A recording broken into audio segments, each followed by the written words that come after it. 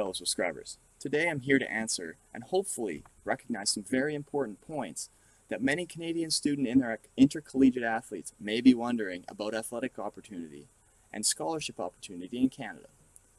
The purpose of this video blog is to identify why U.S. college sport funding is much higher than Canada's college sports funding. For all the Canadian athletes out there wondering why athletic scholarship opportunity has been far greater in the U.S. than Canada, I'm here to answer that question. It's not as simple as you may think.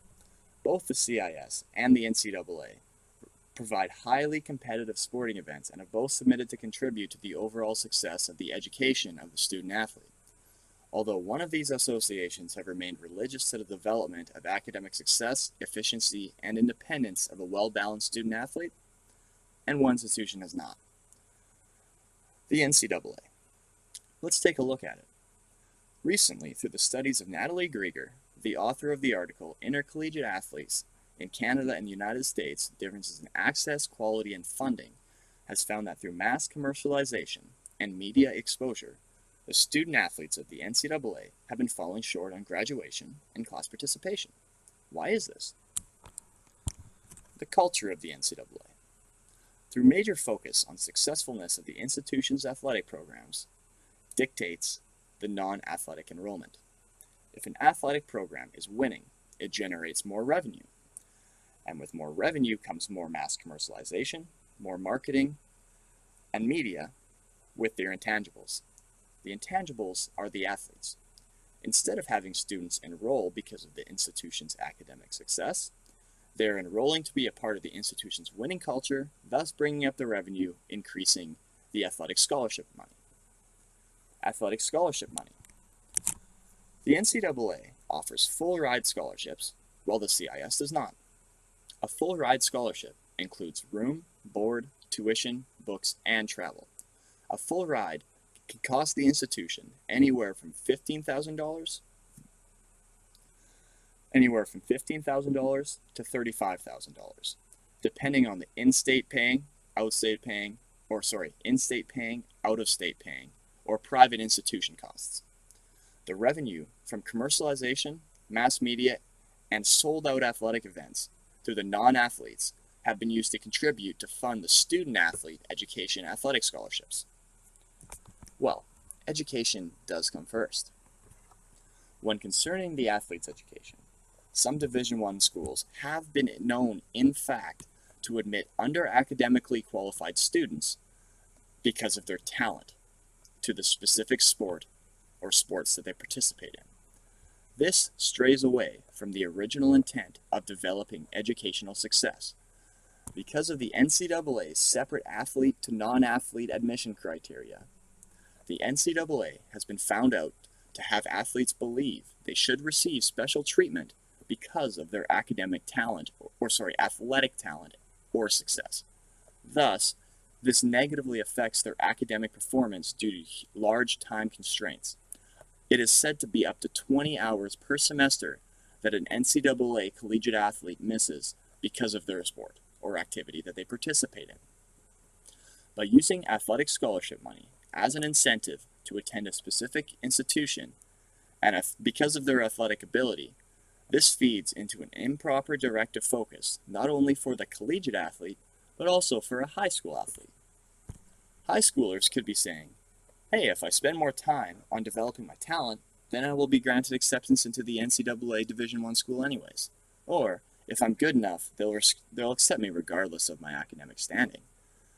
These statements and points of view develop a huge misconception of the true meaning of post-secondary education. Let's now take a look at the CIS. Controversially, said by Natalie Grieger, the Canadian Institution of Sports generate very little television or advertising revenue, receive little media coverage, and acquire minimal attendance at games and events, as compared to the NCAA Division I. The CIS want to maintain the integrity of the student athlete as to not let collegiate athletes miss class to participate in athletic events. Dr. A.W. Matthews, the senior investigator of a 1974 study of athletic programs in Canadian universities, states the following. We take further position that the objective of the university should be to develop a quality program that serves the best interests of the student participants and not create a situation whereby the student athlete is used to serve the interests of the coach or institution. This means the coach cannot simply excuse the athlete from academic work just because there's an athletic event taking place. In recent years, the CIS has in fact began to provide similar but smaller athletic scholarship opportunities. This is only to prevent the 2012-2013 statistic of 3,500 Canadian athletes being enrolled into American NCAA programs. This providing academic or athletic scholarships in the CIS was not to compete with the NCAA, but it was to encourage participation in athletics and develop an in-country Olympic-level athletes to support a healthy and active lifestyle in Canada. Overall, the intercollegiate athlete is statistically proven in both the NCAA and the CIS to struggle with the balance of academics and athletics. This is not an easy balance. Believe it, I do that myself in athletics. As an entry requirement, in the CIS does not change their entry-level requirements for athletes and non-athletes like the NCAA does. The NCAA will allow an athlete to come into their school with a lesser academic standing because they have higher athletic talent. The CIS does not. The CIS maintains the integrity of the student athlete and encourages them to maintain such a high academic standard. In conclusion, I believe that if the Canadian student athlete were to transfer south of the border to compete in the NCAA, the talent is most definitely better.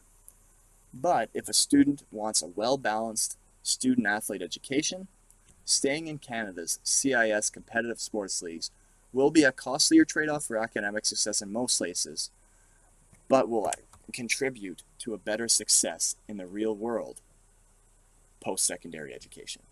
Thank you, and I hope I've answered every question that I can for all you Canadian athletes out there wondering why scholarship opportunity in the US is far greater than Canada. If you have any more questions, please comment below on my blog, and I will be sure to get back to them as soon as I can. Thanks.